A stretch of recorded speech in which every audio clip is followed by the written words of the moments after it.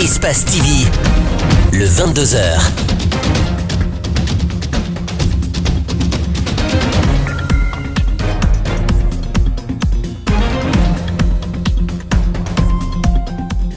Bonsoir à tous. À la une de l'actualité nationale, 2 semaines après la démission de Gassama Diaby, le ministère de la Citoyenneté et de l'Unité nationale a un nouveau patron.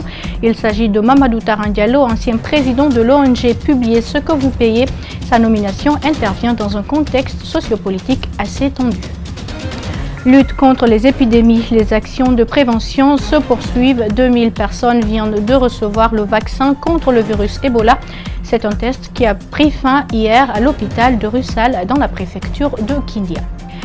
Au Liban, le réchauffement climatique menace les cèdres. Ces arbres majestueux sont l'emblème du Liban, mais les cèdres de la montagne libanaise font face à un nouveau danger causé par le réchauffement climatique.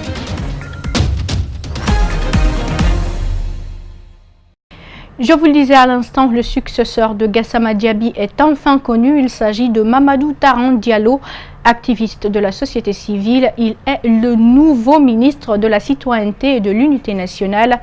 Qui est ce nouveau membre du gouvernement Kassori et quels sont les défis qui l'attendent? Élément de réponse dans ce commentaire que nous signe Antoine Kourma. Mamadou Taran Diallo, inspecteur des services financiers et comptables, est celui qui aura la lourde charge d'unir les Guinéens et de promouvoir la citoyenneté.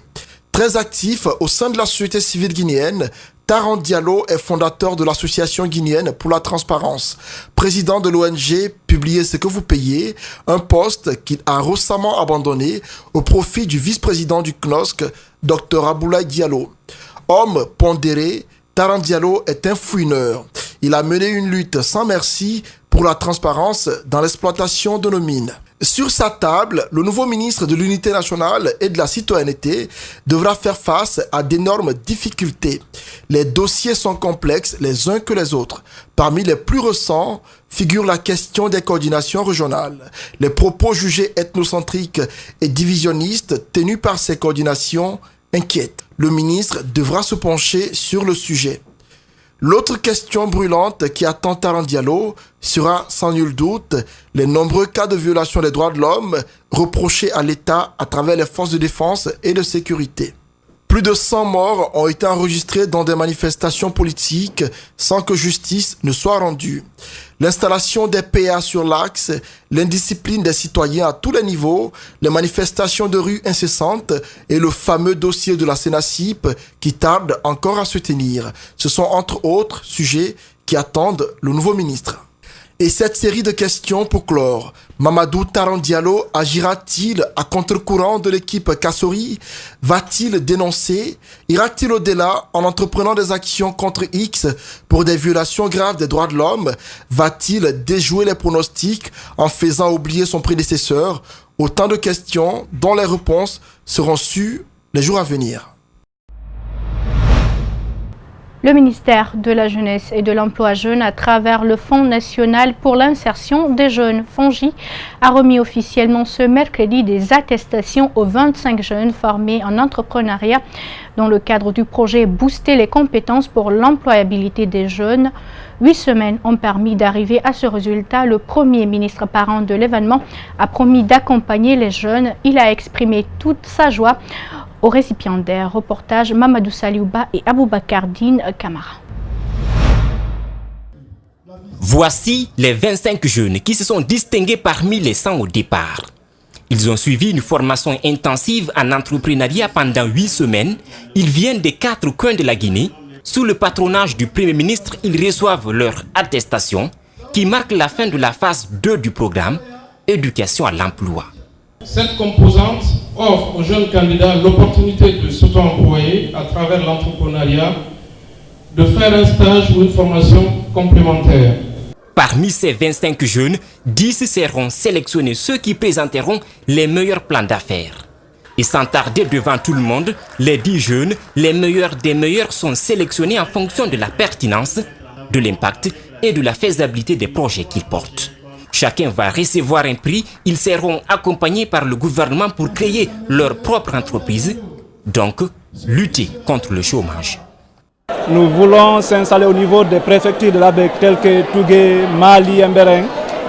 Les Louma qui n'ont pas des ateliers modernes de menuiserie métallique, ils souffrent parce qu'il faut les recommander jusqu'à Conakry pour réaliser les sentiers. Donc mon objectif, c'est de créer des entreprises à l'intérieur du pays et employer des jeunes que nous formons qui sont en chômage actuellement à l'intérieur du pays.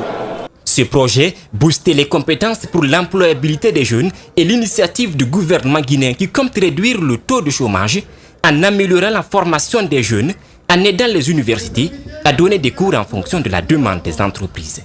Le projet est piloté par la GIP et le FONIGE. Tout, absolument tout est mis en œuvre par le gouvernement de la République pour promouvoir la jeunesse, l'accompagner dans des initiatives visant à son insertion dans l'économie, visant à améliorer son employabilité dans l'écosystème. Accompagné par la Banque mondiale à hauteur de 20 millions de dollars, le projet Booster les compétences pour l'employabilité des jeunes vise 18 000 jeunes en formation initiale et plus de 2800 jeunes diplômés sans emploi. Célébration en différé de la 29e journée de l'industrialisation de l'Afrique ce mercredi, une occasion pour mettre en valeur le programme d'industrialisation panafricain tout en mettant en exergue le lien existant entre l'industrie et la santé.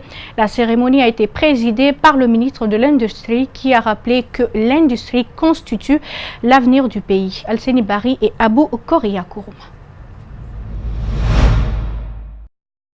C'est à l'usine Topaz de Sangoya que la 29e journée de l'industrialisation de l'Afrique a été célébrée. Elle est placée sous le thème « La promotion des chaînes de valeur régionales en Afrique est moins d'accélérer la transformation structurelle, l'industrialisation et la production pharmaceutique ». Un lien est ainsi établi entre l'industrie et la santé.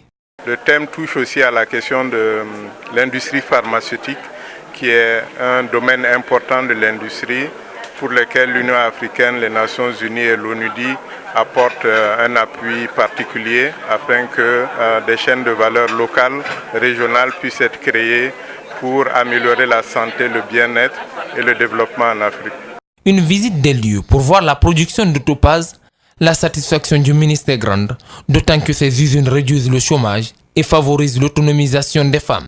Dis-moi quelle industrie tu as et je te dirai quel pays tu es. Nous sommes encouragés par les efforts que nous voyons et nous serons davantage motivés à aller de l'avant pour que le rythme d'accélération de notre industrie voulu par le chef de l'État soit tenu et que nous soyons au rendez-vous des pays industrialisés. Il s'agit à cet effet de faire de l'industrialisation et de l'économie en Afrique et moins d'atteindre un taux de croissance élevé, diversifier les sources de revenus et réduire la pauvreté. L'ONUDI apportera son soutien à l'Afrique et à ses États membres dans la gestion des problèmes cruciaux tels que l'harmonisation des réglementations locales et régionales, l'intégration des marchés et la création d'environnements commerciaux favorables et attire les investissements indispensables au secteur. Malgré cette industrialisation en cours du continent noir, l'Afrique continue d'importer et de consommer les produits en provenance des pays du Nord. Parlons santé maintenant, lutte contre les épidémies. La phase de test vaccinal vient de prendre fin à l'hôpital de Russal, Guinée. C'était au centre de recherche épidémiologique, microbiologie et de soins médicaux de Kindia. Ce mardi, la 2000e personne a reçu son vaccin, un vaccin qui a pour nom Gamvac Combi. Le don de ce vaccin marque la fin de cette étape de test vaccinal. Abdourahmane Ba et Abdoulaye Kamara. Victorine Koevogi, la 2000e personne volontaire pour le test du vaccin Gamevac Combi, un vaccin de prévention contre la maladie à virus Ebola. Cette cérémonie de clôture est la preuve que les 10 millions de dollars financés par la société Russal Guinée pour les travaux de recherche viennent d'aboutir à un résultat concluant. Nous pensons que cet espoir suscité par la découverte de ce vaccin pourra permettre à l'humanité tout entière d'avoir une arme efficace pour le contrôle des futures flambées de la maladie à virus Ebola.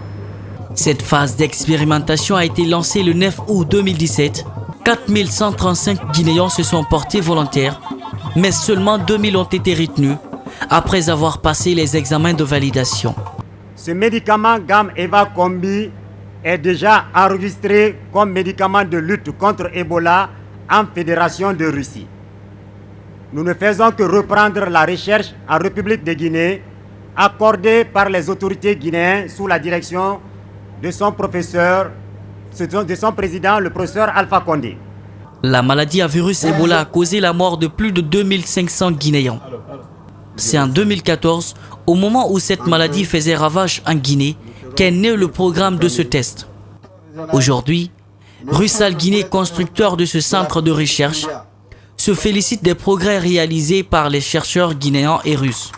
Nous sommes persuadés que nous allons finir ce programme avec succès, que nous avons franchi toutes les étapes restantes nécessaires pour l'homologation du vaccin et le faire au sein de CREMS, l'organisme qui a été créé par Roussel pour la Guinée. Après cette série de tests vaccinaux, les volontaires vont suivre des observations durant une période d'1 an. Comme toujours,